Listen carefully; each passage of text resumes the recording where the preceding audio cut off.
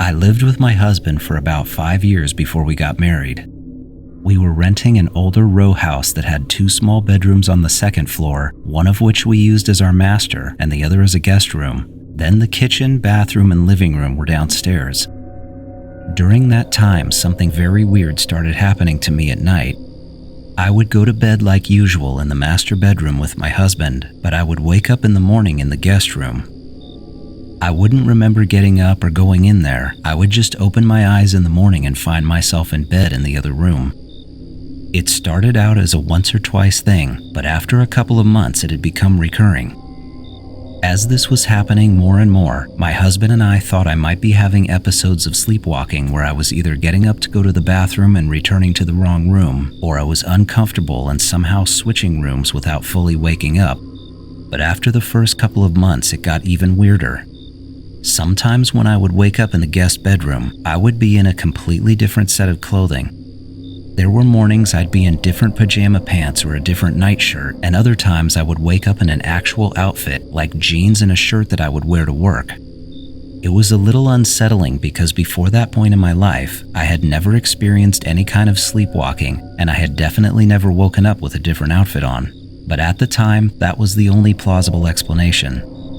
I did wonder if it was some kind of subconscious behavior from moving into a house that wasn't my parents', but other than that, I really didn't make a huge deal about it because I wasn't hurting myself. Not long after I accepted the fact that I was a sleepwalker, something else started happening during the day, and especially while I was at work. I would have these really vivid memories pop into my head out of nowhere. It wasn't like remembering a real event though. It was more like when something triggers the memory of a dream that you forgot about, or maybe something close to that feeling of déjà vu. Whenever it happened, I would have these memories of sitting on the side of the bed in our guest room and watching some kind of light show out the window. It really reminded me of watching fireworks, and it always came with the feeling of awe and excitement. I would remember just staring at the lights and feeling totally mesmerized. They really felt like a dream and not a real memory though, and because of that, I never thought too much about them. If anything, I suppose they made me wonder if I was actually dreaming of watching fireworks, and that's why I was walking in there in my sleep. One of the mornings as I was waking up in the guest room again, I had a horrific headache. I can't even describe it accurately because it was so painful. It wasn't like any headache I'd ever had before or since. It felt like an electric current was pulsing through the center of my brain, deep inside. It was so intense that it made me nauseous and it was messing with my vision. It seriously knocked me down and I ended up staying home from work that day. I spent most of the morning in bed with the lights off trying to ride it out with water and ibuprofen. I never did go to the doctor for it. I just told myself that I'd had my first migraine and hoped it wouldn't happen again.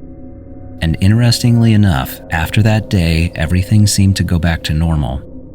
All of the weird sleepwalking and dreams and headaches just ended. About a year after that, we got married. Shortly after our wedding, and since we both wanted kids right away, we decided to buy our first house close to where my husband's parents live. We had always loved their more suburban neighborhood and thought it was the perfect place to start a family.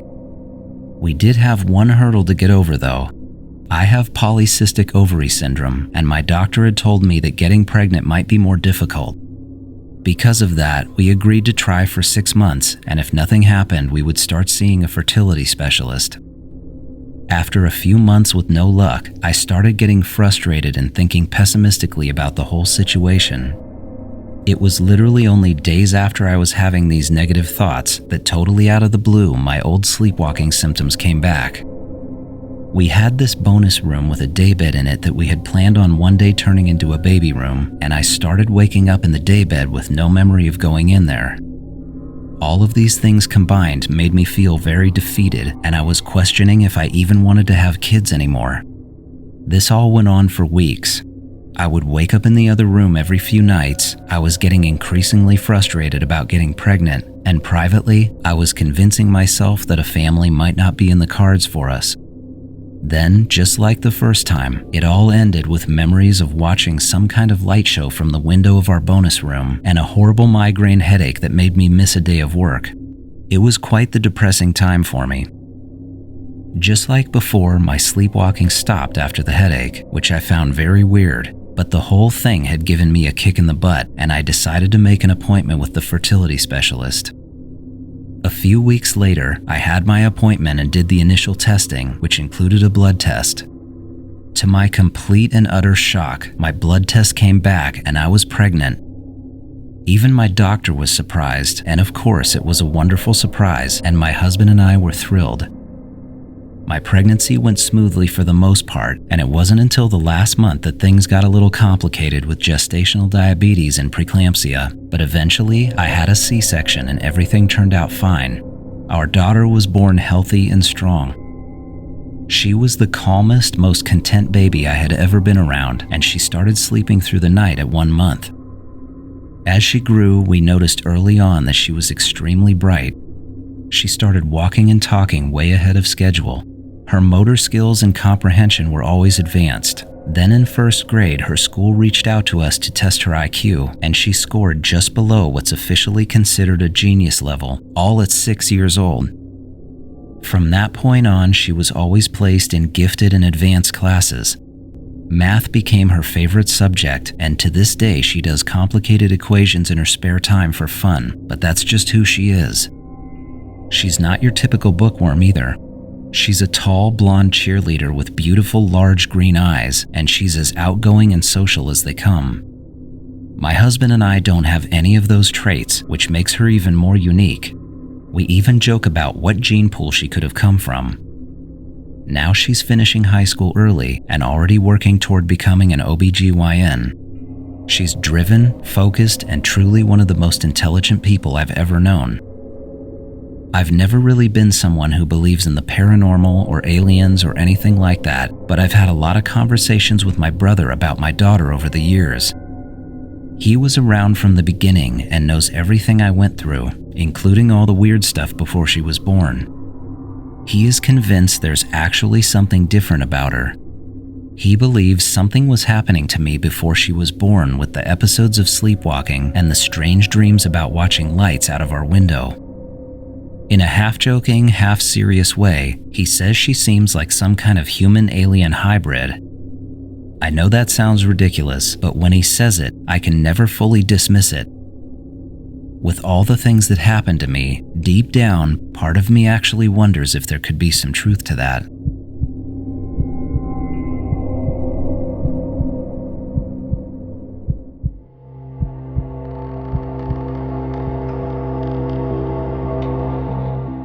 Before I tell my story, there's a little backstory I want to share first. My mom is batshit crazy, like way out there and beyond rescue. She divorced my dad when I was a kid and married a nut job that fit perfectly with her kind of crazy. His family lives in a cult commune on the border of Utah and Nevada near Garrison, Utah. This commune follows the Church of Aaron and Levi, which is like a mixture of Christian, Jewish, Catholic, and Mormon, and they have a working dairy that funds the commune. I used to have to go out there as a kid and stay with my stepdad's family, and the whole place is just weird. The only good thing about it, though, is it's in the middle of the desert with nothing around. Especially back then, civilization was far away no matter which direction you went. Delta, Utah was the nearest actual town, and even it was pitifully small, and it took an hour to get there. As a kid, I was lucky enough to have dirt bikes thanks to my biological dad. Every so often, when I would be forced to go out to this commune, I was allowed to bring my dirt bike, so I would get a 5-gallon tank of gas, strap it onto my back fender rack, and head off into the desert for the day to be on my own. Looking back, this was very dangerous for a kid to do at that age, and I probably could have died on more than one of my dirt bike desert adventures, but I'm still here. During one of these solo desert trips, I grossly miscalculated the amount of daylight I had left and found myself with about 2 hours of riding back to the commune in the pitch dark. If you've ever been out in the middle of the desert at night and nowhere near civilization, it's really dark. And depending on how bright the moon is, sometimes it's almost hard to see your hand in front of your face. This happened to be one of those nights.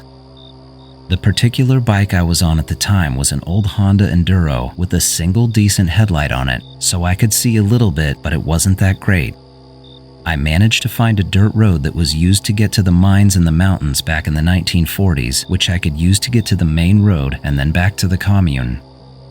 I remember it being so dark that on certain parts of the road, I had to stick my foot out just to feel for the edge and make sure I was still on the right track.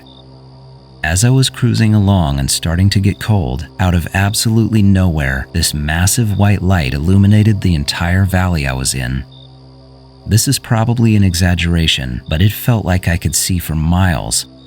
This wasn't like a daylight kind of light, it was a pure, bright white light. Naturally, my head started spinning trying to understand what was happening, while at the same time looking in every direction to figure out where this light was coming from.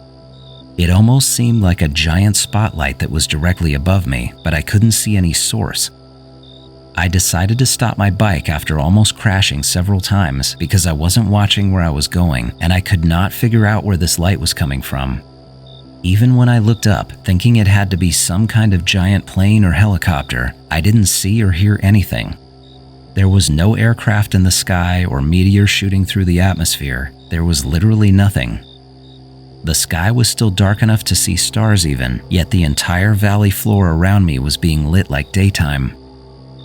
I had only stopped for a minute before the dead quiet of the desert combined with this massive unnatural light triggered a primal fear in me, and I didn't want to be out there anymore. I said out loud to myself, "Get it together and go." Then I started my bike and followed the road carefully and methodically, really trying to only focus on going forward. This is just a rough estimate, but I think it took me about 15 minutes to get to the lower part of the valley I was in.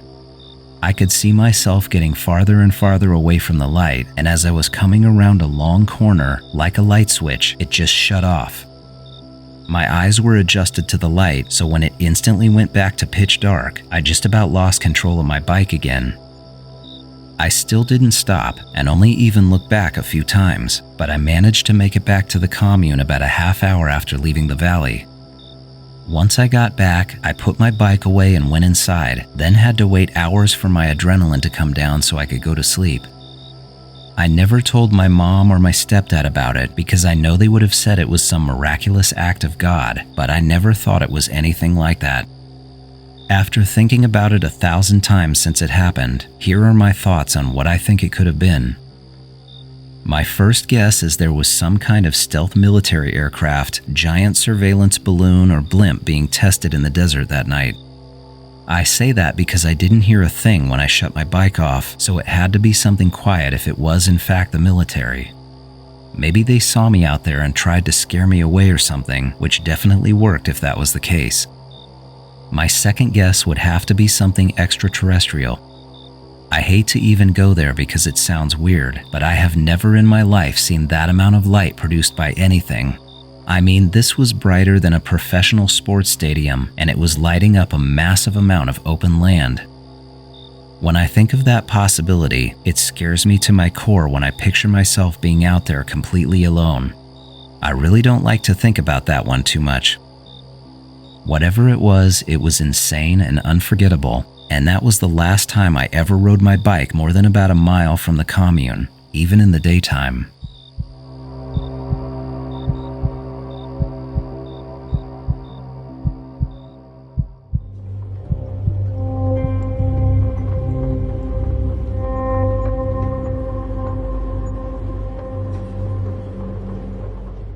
I'm not claiming this was aliens or UFOs or anything like that, so my story might not fit in with the usual stories you get, but I honestly don't know what my friends and I stumbled on years ago during a long road trip. I've really wanted to write it out for a long time though, so here goes. About 14 years ago, when I was in my early 20s, one of my best friends and I and two girls that we were with at the time had driven all the way from Ohio to Los Angeles to see a Blink-182 concert. Yes, you heard that right. We drove 33 hours each way to see Blink-182. My best friend was completely obsessed with them, and he somehow convinced the three of us to join him on a 6-day cross-country road trip to see them.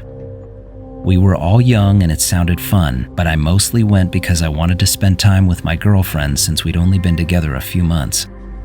The whole thing was more about doing something big and crazy than anything else. My friend and I split the driving 50-50, so it wasn't terrible. After the concert and on the way back to Ohio, we were heading east on Highway 15, cutting through the top northwest corner of Arizona, not far from the Nevada border. I was driving, and I don't remember what time it was exactly, but it was later at night. Right before our crazy experience, we had stopped in Mesquite, Nevada for gas and a bathroom break. While we were there smoking cigarettes and stretching our legs, someone brought up how cool it was to be in the Nevada desert in the middle of nowhere, and we started talking about UFO sightings in Area 51. We were joking around about all the popular alien stories everyone has heard and really just trying to creep out the girls. Because of that conversation, and because we were feeling adventurous, we decided to take a short side road instead of staying on the main highway. There's a smaller road called Highway 91 that breaks off from 15 right at Mesquite, and it cuts through the desert for about 10 miles before reconnecting in Littlefield, which is the next town over. It was late at night and warm out, and it seemed like a fun and semi-creepy thing to do.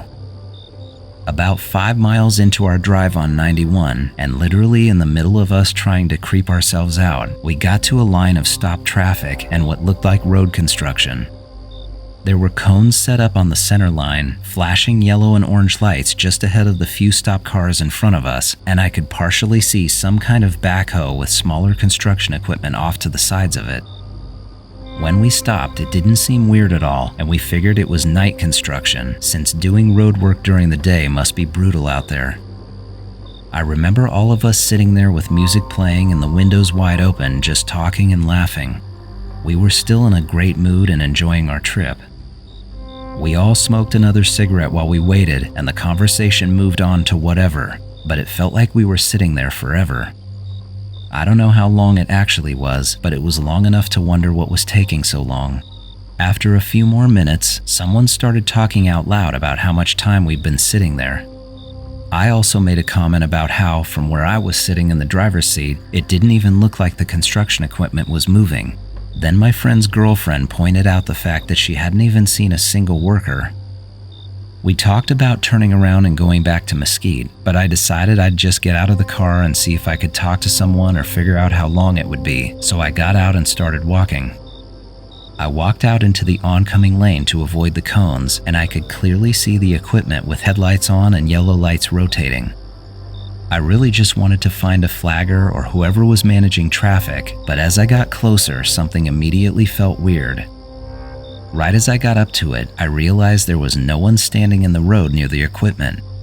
I didn't see a flagger or a crew or any kind of workers anywhere. The construction vehicles were all just sitting there with their engines off, but their bright lights on like they had all just parked them and walked away. There was a backhoe, 2 bobcat-looking things, and a white utility truck, and every one of them had their lights on, but there wasn't a single person. The first thing I felt was annoyed. I honestly thought the crew had gone on a break or something and left everything running. Here we were, stuck in the line of cars in the middle of the night, wasting time because they bailed.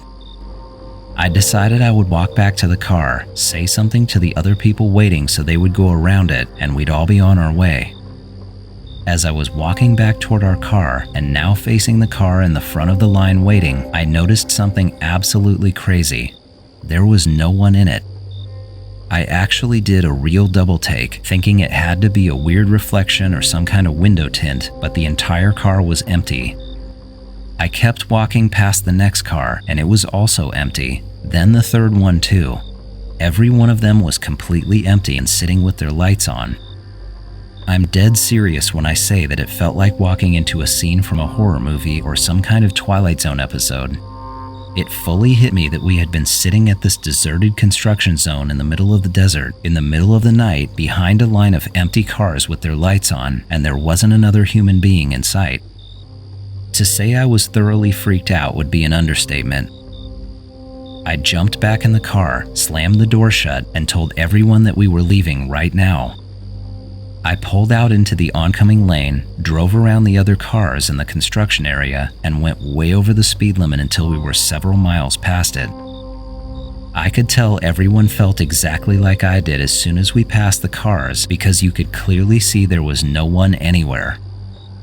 As we were speeding toward town, all 4 of us were talking over each other about what kind of 4th dimension we had all slipped into.